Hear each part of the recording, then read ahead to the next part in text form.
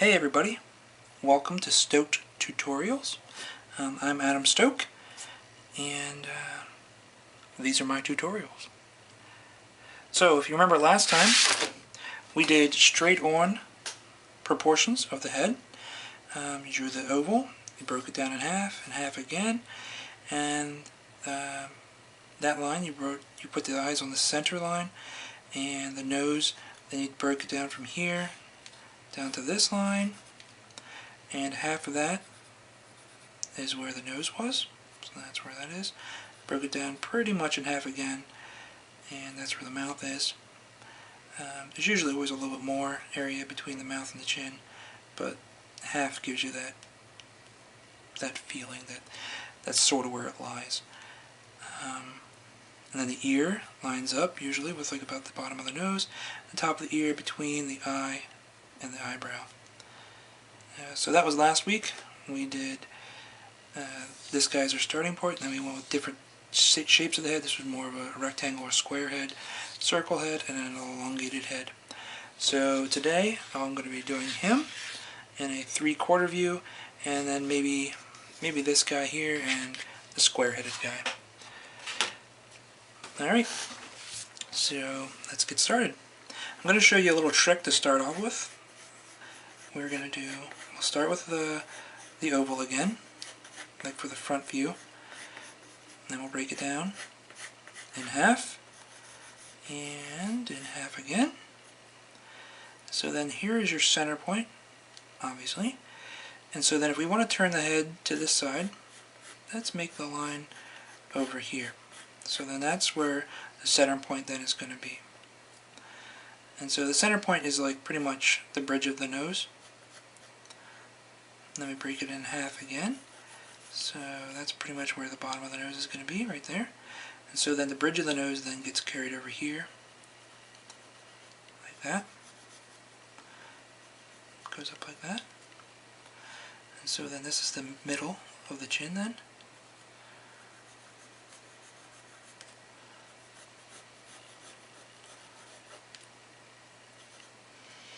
And so I always give like a little bit of a cheek indentation, because you always see a little bit more of the cheek from the side. Then the forehead slopes back a little bit.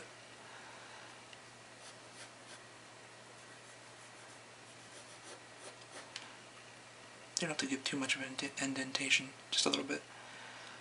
And then this, remember you break it in half, break from here into here in half.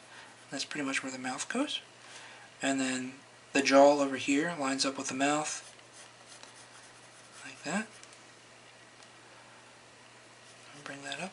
Remember the ear starts at the bottom of the nose, and between the eyebrow, which is going to be up here, and the eyeball, which will be right here.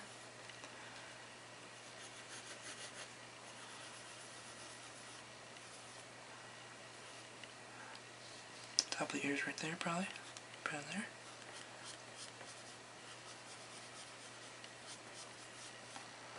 There we go. Now, here's the trick. Go measure from the original eye point right there, or between the brow or the ridge of the nose, and the new one, which is right there, and then measure that distance from the side of the head of the original oval out to there. And then that is how much of the head then sticks out now from this view when you change it. Is that cool? I think that's pretty helpful.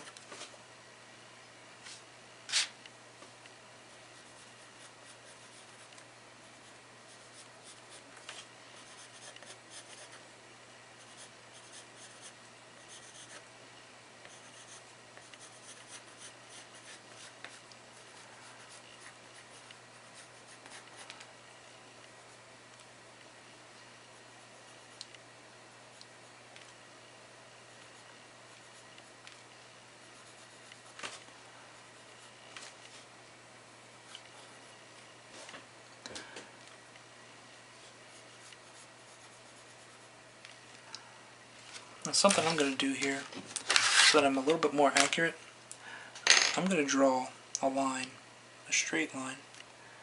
I'm going to line it up here with the side of my paper, so that I know exactly where the eyes lie. It's very hard for me to judge straight lines when I'm drawing it like this. So there we go.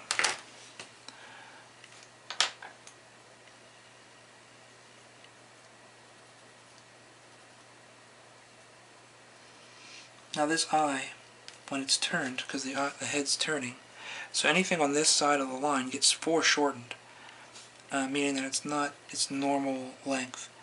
Kind of gets scrunched.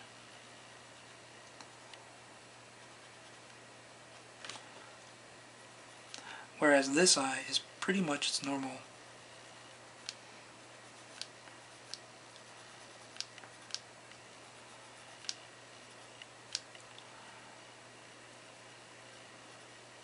So then the eyeball also gets scrunched, it's foreshortened, whereas this one will pretty much be an exact circle.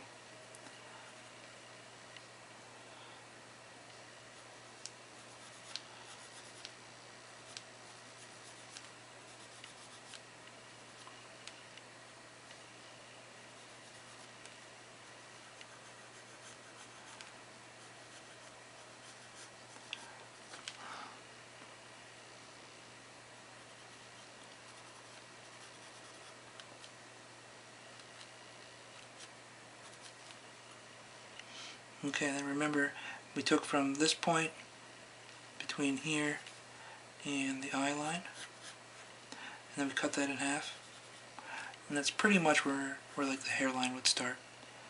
So that's what we'll do in this guy.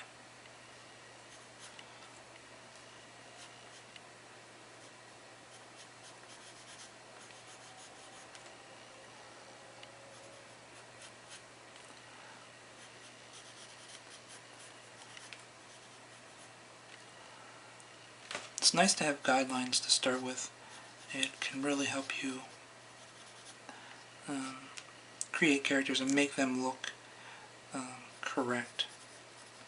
Because when you start changing them, then you really notice. Plus, the guidelines that you're given are kind of like the optimal.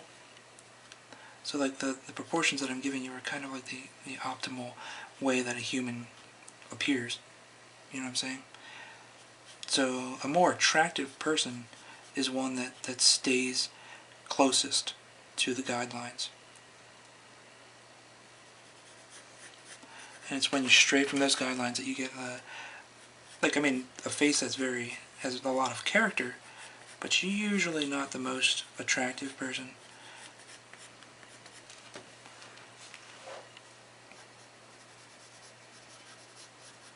So don't go from this video and go check out your boyfriend or girlfriend and see if their face lines up with these. You might be disappointed. I'm just kidding.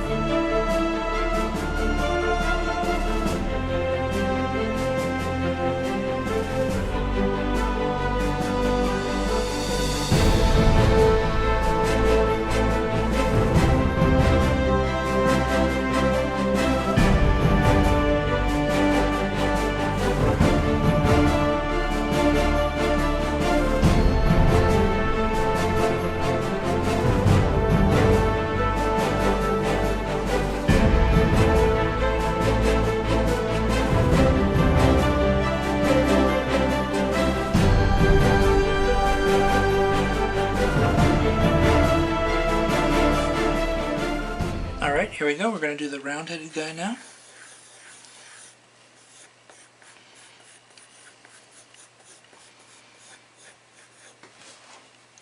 Alright, so we'll cut his face in half, and a half again. Find that middle line, turn his head, about that much. So you'll measure the distance between the two marks. It's about a centimeter. We'll add a centimeter.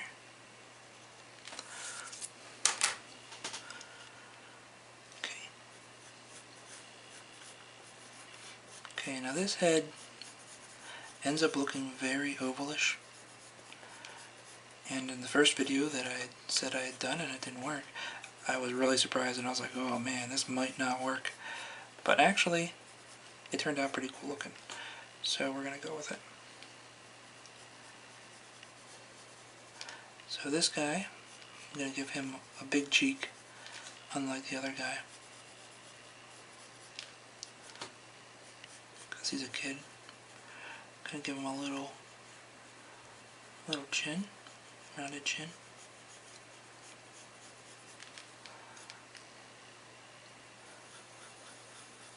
And remember, the eyes get foreshortened. So his eyes would normally be drawn more circulish, like that. But it's more of an oval on this side. So cut this distance from here to the bottom of the chin in half. Put his nose right around there.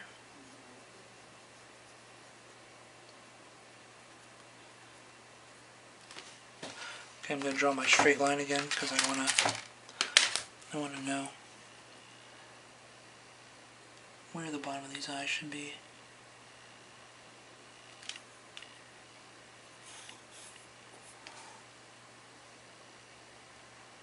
And where the top should be. I'm using a triangle if you're wondering. Looks like that if you've never heard of it. But you can line up like this edge with the side of the paper, and then it creates like a straightish line. It's probably not super straight, but straight enough. And remember, this is like the jaw line. And the ear would be over here. Ear goes at the bottom line there of the ear. And because he's a kid, I usually draw kids with like more rounded ears. Plus, he's not going to have a big ear where it comes up to here because he has big eyes.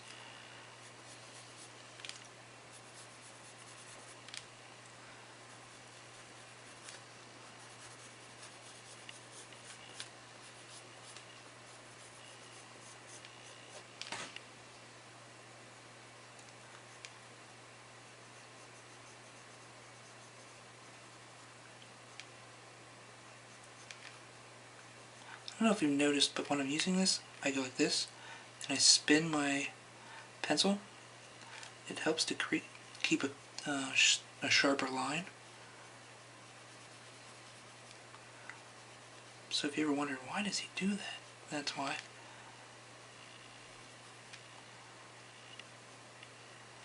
It's, I guess, just automatic now. I don't even really think about doing it. But it is important to do if you want to keep a pencil's sharpness a little bit longer.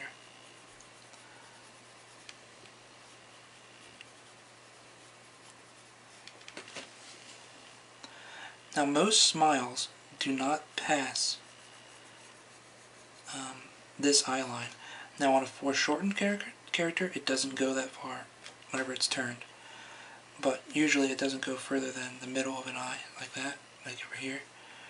Now, with these cartoonier characters, you could throw in, make a big smile. You can see that in tons of anime when they do that. And I'll do that for this guy, since he's more cartoony. That hairline is in half of here and the eye line. So that would put it right there. So that will go with pretty much around there. I'm trying to look at my characters too on the other sheet so that I can keep them similar.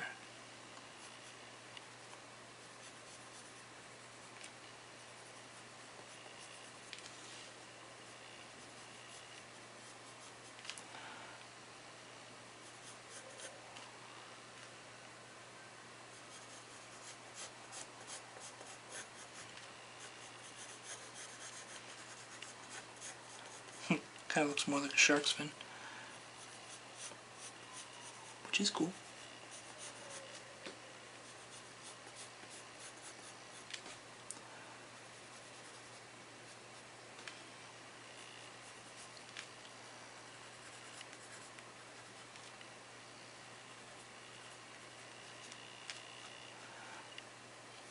Now this eye, because it's going to be bigger, gets very foreshortened. See how thin it's going to be?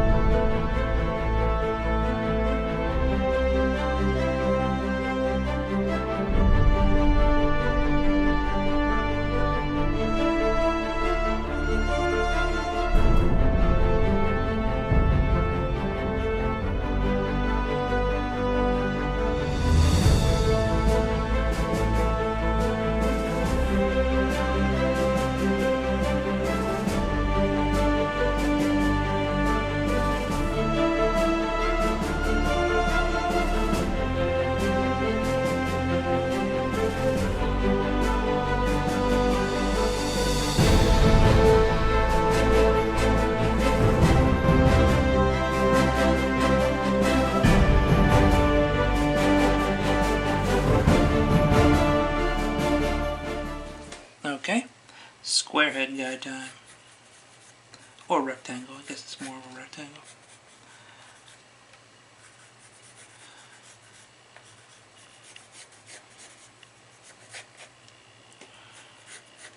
Okay, split it in half, and in half again.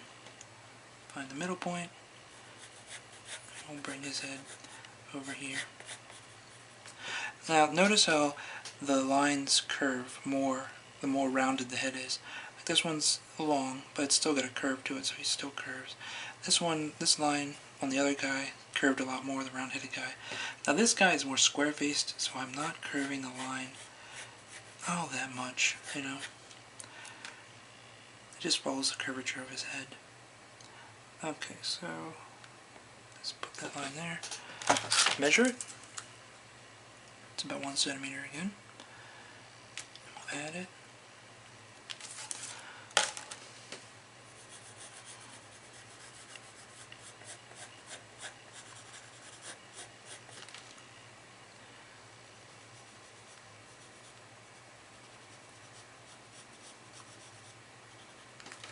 I guess we should split this in half. Maybe it should be up here a little bit.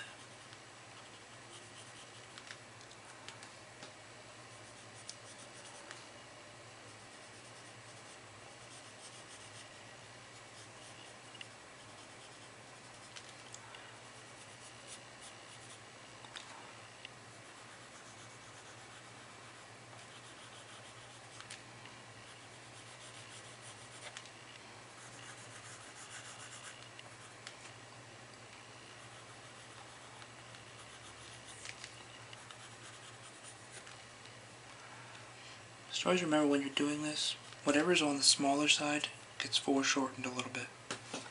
I want to draw my guideline so that I can do a straight for the eyes. Put them there.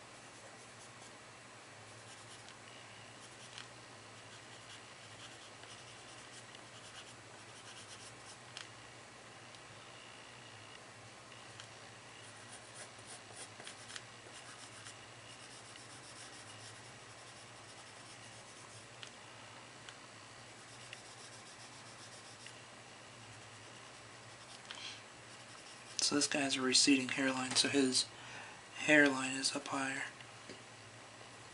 Plus, I remember I wanted to give him smaller ears.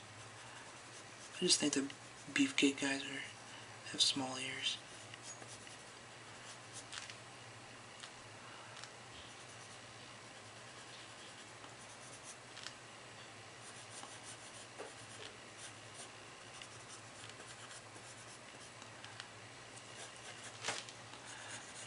And he's gonna have a big neck too.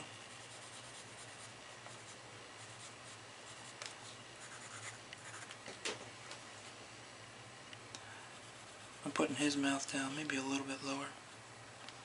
Just makes him, you know, the bigger the gap between the nose and the mouth gets, some more look like ape-ish. So this guy's kind of like ape-like, I don't know. Just I don't know what you call it. Muscle head or whatever.